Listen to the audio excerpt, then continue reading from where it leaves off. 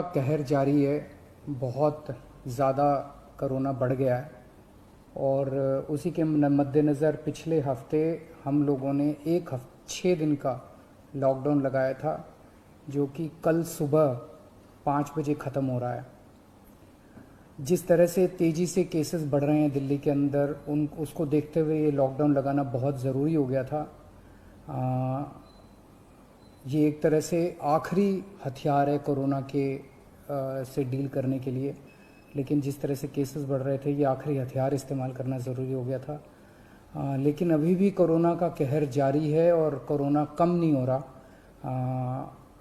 तो इसीलिए उसके मद्देनज़र कई लोगों के भी, जनता के बीच में भी जब हम लोगों ने बात करने की कोशिश की, सबका मत यही है कि लॉकडाउन को भी और बढ़ाना चाहिए। तो लॉकडाउन को दिल्ली के अंदर 1 हफ्ते के लिए और बढ़ाया जा रहा है, अगले सोमवार को सुबह 5 बजे तक के लिए। इस दौरान हमने देखा, लॉकडाउन के दौरान की संक्रमण दर, पॉजिटिविटी रेट जिसको कहते हैं, ये लगभग 36-37% तक पहुंच गई।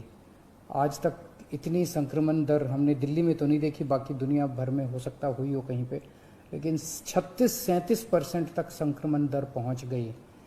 पिछले 1-2 दिन से थोड़ी सी कम हुई है, आज 30 के नीचे आई है, 29 पॉइंट कुछ आई है। मैं ये नहीं कह रहा कि कोरोना ख़त्म होने की दिशा में जा रहा है, लेकिन ये अभी तथ्य हैं, अभी और कुछ दिन देखना पड़ेगा। हो सकता है बढ़ जाए, हो सकता है कम हो, लेकिन हम भगवान से प्रार्थना करते हैं कि कोरोना से हम लोगों को मुक्ति मिले। पिछले कुछ दिनों से हम देख रहे हैं कि दिल्ली में ऑक्सीजन की काफ़ी ज़्यादा समस्या हो रही है।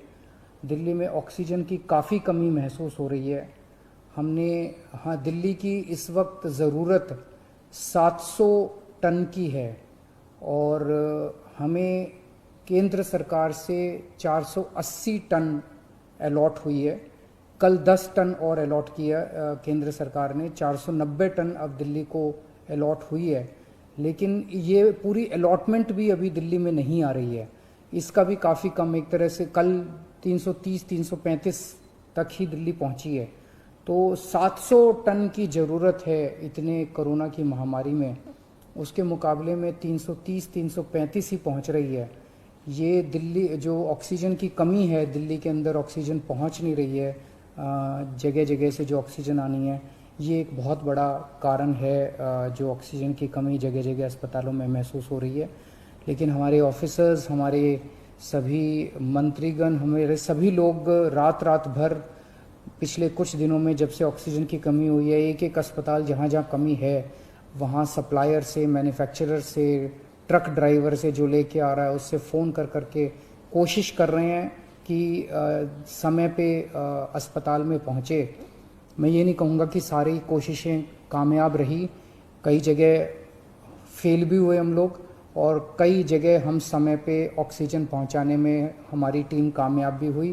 तो सबसे पहले तो मैं उनको जो रात रात भर काम करके और अस्पतालों तक ऑक्सीजन पहुंचाने की जो लोग भी कोशिश कर रहे हैं, उन सबका मैं धन्यवाद करना चाहता हूं कि इतने मुश्किल समय में इतनी मेहनत कर रहे हैं। क्योंकि ऑक्सीजन इतनी इस वक्त कीमती है, इतनी कम है, तो उसका मैनेजमेंट करना बहुत ज़रूरी है। तो उसको मैनेजमेंट करने के लिए भी अब कल से ठोस कदम उठाना चालू किया। हमने एक वो पोर्टल टाइप बनाया है और ऑर्डर जारी कर दिए गए हैं, जिसमें हर 2-2 घंटे में मैन्युफैक्चरर से लेके और अस्पताल तक, एंड यूज़र तक, हर एक को 2-2 घंटे के अंदर अपनी ऑक्सीजन की पोजीशन बतानी पड़ेगी।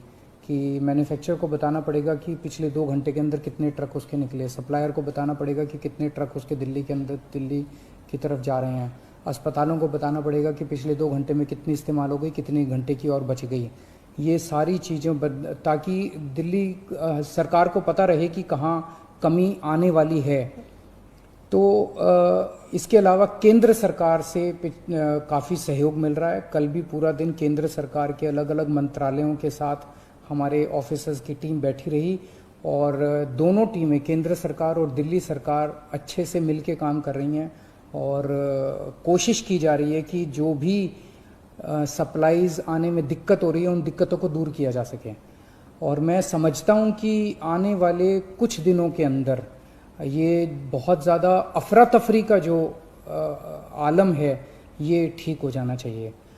कल हम पूरी कोशिश कर रहे हैं कि जहाँ से भी, और केंद्र सरकार से तो मदद मिल रही है, और भी जहाँ से भी हम लोगों को ऑक्सीजन मिल सके, ऑक्सीजन के टैंकर मिल सके, पूरे देश से, दुनिया भर से हम पूरी कोशिश कर रहे हैं।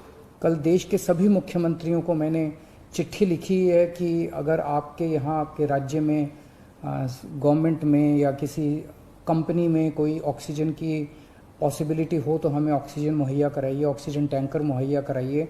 कुछ एक राज्यों के साथ बातचीत भी शुरू हुई है, जब भी कुछ कॉन्क्रीट नतीजे आएंगे मैं आपको ज़रूर बताऊंगा। लेकिन बहुत ज़्यादा कठिन परिस्थिति है, इन कठिन परिस्थितियों के अंदर सब मिल के काम कर रहे हैं। मैं उम्मीद करता हूं कि ये जो इतनी बड़ी इमरजेंसी क्रिएट हो गई है, इससे हम लोगों को जल्द छुटकारा मिलेगा। बहुत बहुत शुक्रिया।